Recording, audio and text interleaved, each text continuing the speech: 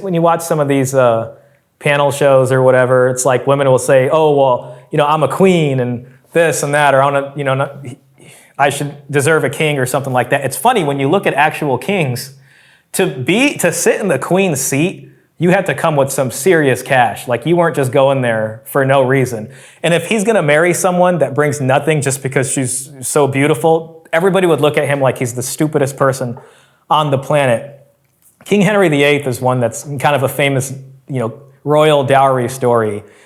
The queen that he was married to, he's the one that ended up, breaking away from the Catholic Church. And his first wife that he was married to for like 20 years, she brought what was pretty much the annual income of all of England at the time, which is something that they needed. They have all the same problems up there. Wow. Yes. So if you're a woman and you say, you want to be the queen, and you're bringing nothing, you have no contribution, it really is, the height of delusion. They need to look in the mirror and say, and understand what class they're actually in. It's kind of crazy that we're in a time where like basically a peasant woman can get a kid off of a king. Unfettered hypergamy is what that is. The dowry used to be a check against that, because let's say these two found each other, okay, and somebody brings up marriage.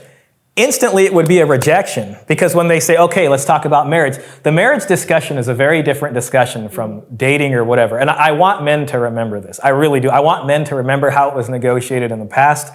So as we go into the future, they can have something to say back to them that they can't be accused of not being masculine. So many masculine men in history did this, but they would say, okay, what's your dowry? What does your father do?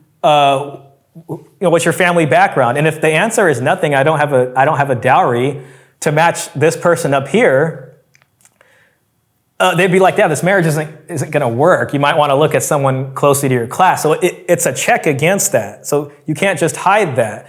Nowadays, what you'll get is an actor, or you'll get an NFL player, and they'll marry somebody with nothing, and then they get dragged through the family law courts afterwards, and they're wondering what happened.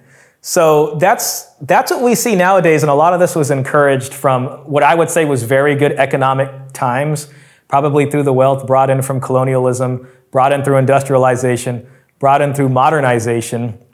Especially post-World War II, it was a different kind of economy.